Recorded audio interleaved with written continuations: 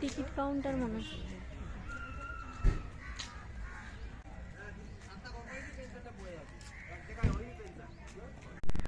Good afternoon friends, কেমন আছো তোমরা সকলে? আমি তো খুব ভালো আছি। আর এই মুহূর্তে চলে এসেছি ইকো আরবান ভিলেজে। ইকো আরবান ভিলেজটা মেনলি একটা পিকনিক স্পট। দেখো প্রচুর মানুষ পিকনিক করছে এখানে সমস্ত জিনিসপত্র নিয়ে এসে। আর তুমি এমনিও কিছুটা এই বিকেলের পরন্ত বিকেলে টাইম স্পেন্ড করার জন্য চলে আসতে পারো। ভীষণ সুন্দর জায়গাটা, কি নেই এখানে দেখো তোমরা। একটা ছোট্ট লেকের মতো আছে, আর কি সুন্দর সাজানো দেখো তোমরা। তাই আমিও চলে এলাম তোমাদের জন্য ভিডিওটা করতে। দেখো পুরো ভিডিওটা, আশা করছি ভালো লাগবে।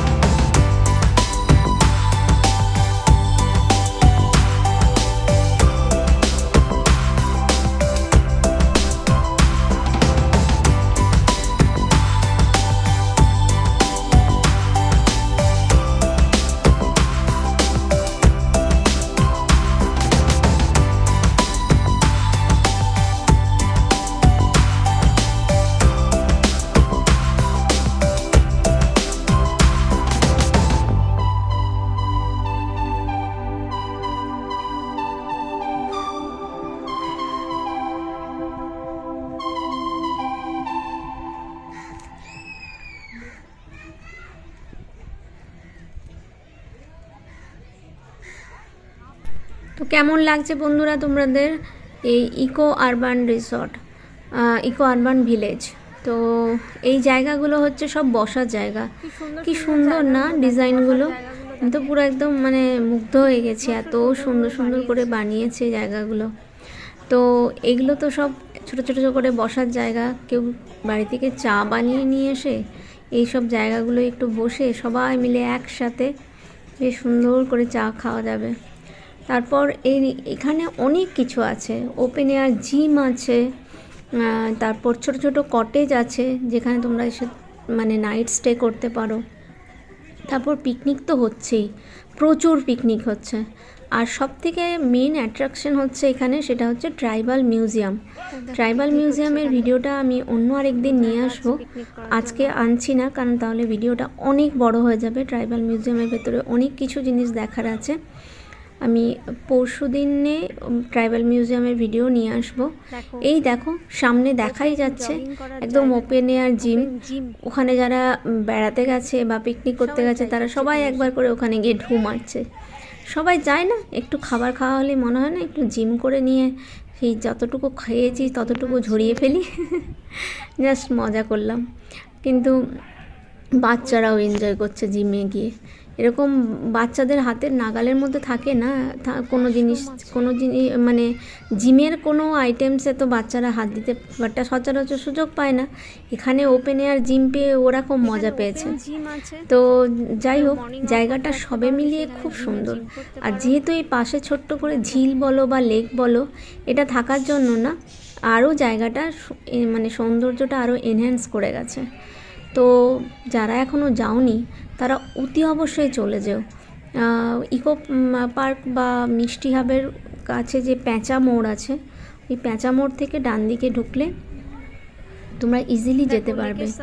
বাস যায় বলে মনে হলো না, তবে গাড়ি, উবের, বাইক সব কিছুতে করে গেলে প্যাঁচামোড় থেকে যদি ঘুরে যাও ডান দিকে, মানে যদি তোমরা সিটি সেন্টার 2 থেকে ইকো পার্কের দিকে আসো তাহলে তোমাদেরকে প্যাঁচামোড় থেকে লেফটে যেতে হবে, আর যদি তোমরা সিটি সেন্টার 2 এর দিকে আসো ইকো পার্ক থেকে তাহলে তোমাদেরকে প্যাঁচামোড় থেকে ডান দিকে যেতে হবে।